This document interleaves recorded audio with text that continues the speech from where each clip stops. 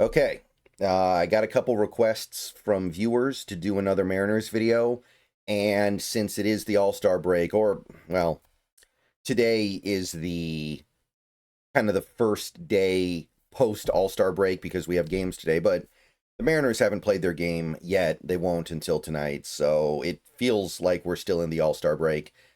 And I figured, why not? Why not make another video to kind of just briefly talk about things and acknowledge that for all that it has been a pretty bumpy and occasionally obnoxious ride, the team is holding together decently well. The team has actually done better than I think anybody would have expected given some of the individual results. Now, some people would argue that just kind of traps them in the same kind of barely above mediocre level that gets them one or two games out of the playoffs, and that may end up happening again this year. I'm not ruling that out at all. I don't think anything can be really ruled out yet, but I gotta say, way back when the season started, and after watching the first 10 games, I felt like that this was the Mariners team that was going to have the bottom drop out on them.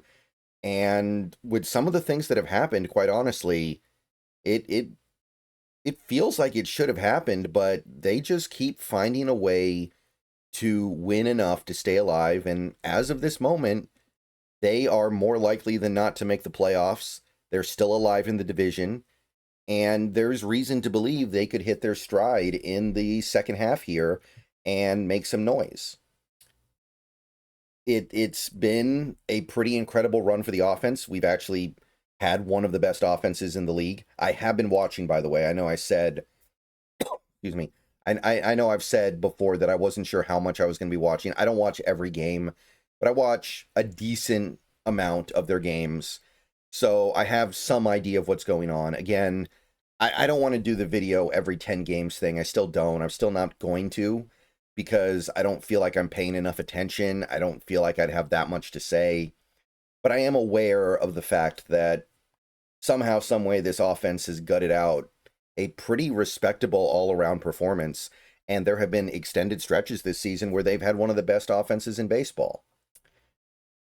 I don't think I need to say anything about Cal. We all know about Cal having an unreal season, having an impossibly good season, one of the best players in baseball, and he's made up for a lot of the shortcomings. He's made up for a lot of the problems that we've had, and it's been incredible to watch. Like whatever happens, that's been great.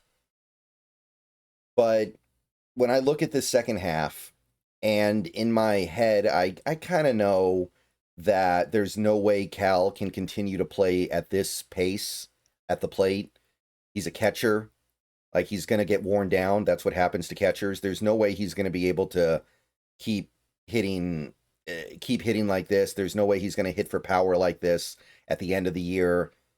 So I'm thinking about guys like Julio, who last couple games before the All-Star break started springing to life, had a really nice 3-game series, starting to string together some stuff here. He's maybe coming alive. It's a little early to say it. I'm looking at a guy like Randy Rosarina, who was starting to lose us a little bit, I think. We were starting to kind of not be sure what to make of him because sometimes he's just so wild at the plate, but he got to go in there and reminded us that he can be one of the best hitters in the league. He can be, I mean, he made the All-Star game mostly based off the strength of the last month before the All-Star game, right? He was not doing anything remarkable before then. Polanco, up and down, up and down, up and down. Like, you look at all this, and it's pretty easy to start thinking to yourself that, wait a minute, there's some potential here for this offense to keep it going. This is not built off of unsustainable stuff. Unsustainable would be if Cal was doing what he was doing and Julio was having some 170 OPS plus season, but he's not. He's actually been very quiet. I think there was a point in time where his ops plus was sub 100 not that long ago. And then he beat up on the Tigers and got it kind of in a better place. But we all know that Julio tends to play better baseball when it's warmer. So there's every reason to believe that whatever Cal loses at the plate in the second half, Julio can make up for it as kind of your other potential superstar. And then you got Randy, you've got Polanco, Crawford. I don't know how sustainable what Crawford is doing is, but in fairness, he's kind of really kept his head up for an extended period of time this season. And we're also giving some of these young players a good opportunity. We're seeing some nice things from Cole Young, mostly defensively. Ben Williamson, I don't want to get too excited about it. I know his bat's been really, really light, but I like the fact that these guys are out there and they're not completely embarrassing themselves. And then you inject Canzone, you inject Rayleigh into the lineup these last couple of really few weeks, I would say. They've been great. Hopefully that's sustainable. Luke should be. I don't know if Canzone is sustainable. Like, he's been playing so good at the plate. I don't know if he can keep that up, but it's been a great shot in the arm. Like, you look at this and it feels like it could maintain. It feels like it could keep up at that level. I mean, we survived the coldest streak you will ever see from a player with Dylan Moore. Dylan Moore literally was swinging a ghost bat for an well, not you know what I mean, but he was essentially swinging a ghost bat for like a month almost. And we're on the other side of that. He's starting to hit a little bit now. If he can get back to being a plus player with his utility value, I mean, that's believable. He spent most of his career being a plus player. You're putting it together in your head, and it's not that hard to get to a point where you're like, wait a minute, we're not that far away here, and there's an opportunity for this organization to say, hey, we got to move in on this a little bit. You could go trade for Suarez back from Arizona. You could go get Eugenio Suarez and massively upgrade the third base position at the plate, and probably at least a small upgrade defensively. That's a little less clear, but it's a massive upgrade overall, and it strengthens the team. You can go trade for maybe another outfielder if you're anticipating that Canzone isn't going to be able to keep up this level of play, which I think is probably the right thing to do. I think that's probably the right perception. It comes together very easily. It comes together very quickly. It feels like something that can happen, and I don't want to say that it will happen, but it feels more in range than it's been in a while. It does. It really does. And the crazy thing about all this is coming with a pitching rotation that has been kind of not good.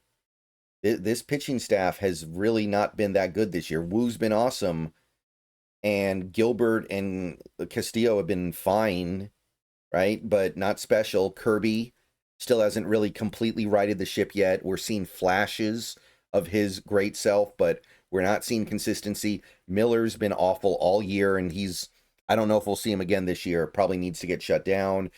And it feels like we're just plugging leaks with our fingers sometimes. We're giving some starts to Hancock, Logan Evans, and it's been very mixed, and it hasn't felt like we've found much going on there that we can feel great about. And yet here we are with this winning record. We're 6 games over 500 at the All-Star break on a team that should completely depend on their pitching. Think about the team that we had last year. We had one of the greatest rotation performances ever. Pretty much everybody was healthy. Everybody pitched at a high level. Everybody did their job. And the team was unremarkable because of the offense. Somehow this team is on pace to have about the same level of team success with a pitching staff that has one, I don't know if you want to call him an ace, but one really good starter so far this season. 2 other guys that have been okay. And by the way, one of them has actually missed a little bit of time. He's missed a few starts. And you are really just trying to gut it out with guys like Hancock and Evans in some of these starts. It's unbelievable. Like, if you had told me this would be the pitching staff's performance and health this season, I would have said that we were going to probably be at the bottom of the division. I would have said that we were playing for the draft. And really, if you want to dig even further than that, other than the closer and the eighth inning guy, this bullpen has really not been that good either, right? Bizzardo's okay, I guess. Vargas has kind of dropped off. Lagumina's been awful. Thornton, don't even get me started. Schneider, really, really bad. Who else is there? Oh, yeah, that's really it. Like, there's nobody else here. I'm looking at the list right now, and that's it. Like, the only two guys in the bullpen that are really reliable are Munoz and Brash. Munoz has had 2 bad games, and Brash has had the 1 bad game against New York. But they've been great otherwise. But there's not a lot going on in this bullpen either. So Jerry's bullpen factory thing has been kind of a failure this year. He has not found a 7th inning guy. He has not found 6th inning guys. Every time we're in that situation, it feels like we got to just put somebody out there and cross our fingers that the good version of them shows up on that day. And it's far from a guarantee. Everybody just kind of feels like a shot in the dark. I know that Coar's put together some pretty good outings, but in no way would I consider him to be reliable. And this is another area where what if you could trade for a bullpen arm? What if that ends up being the big trade deadline acquisition here? I think this is where we need to turn our focus as a team and as a fan base. We need to acquire like 2 more pieces, and I think this team is going to be well on track to do the things that they want to do this season. I think that if you bring in 1 more really good bullpen arm, things can fall into place and figure out something at that third base spot, and I think you're on point. And this is all happening, by the way, with Dan Wilson learning on the job. I don't think that Dan Wilson has been particularly good. I don't think that Dan Wilson has shown that he is a very reliable manager to do the right thing. I think that there's a lot of little things that he doesn't have a good handle on right now. But he is he's finding a way to get this team to 51 wins. And I think there are some big things that he's doing correctly, which is why we're here right now. I think that there's the overall relationship he has with this team, the feel he has for these players is good. I think that the culture of this team is good with him. I think it's just the little nuances of situational baseball, the little things that we see during a game that can blow up into bigger things. That's the stuff that he's still learning on, and it's probably cost us some games. Like, it has probably cost us some wins here.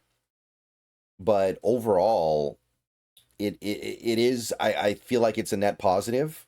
I do feel like Dan Wilson's been a net positive, but he has had problems. And the fact that we are here is amazing. And I said it in my last Mariners video. I don't plan on making another Mariners video for a while, by the way. But I mean it. Like, the fact that they're holding together like this is spectacular. It says something about this team. And obviously there's one guy you can point to, like really, really point to, Cal, when you're trying to determine how it's happening. But there's a couple other things going on here as well, right? There's a couple other cool things going on with this team that need to be called out.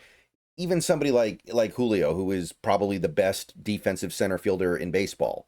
So even when he's not hitting like he hasn't for a decent chunk of this season, he's still helping you win. All right. I don't really have too much else to say other than that. We'll see where this goes. We have a couple of tough series coming up here. I'm not guaranteeing anything either way. I think this team could really go one way or the other pretty violently here.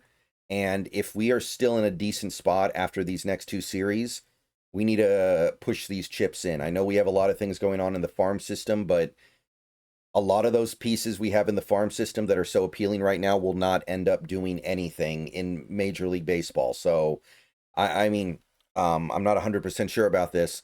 I believe that, like, the pieces we traded for Luis Castillo from the Reds a few years ago, those farm system pieces haven't really done anything yet.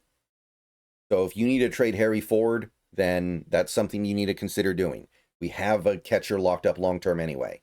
If you need to trade Colt Emerson, I know it's tough, but that's something you really got to think about. All right. See you guys later. Go Mariners.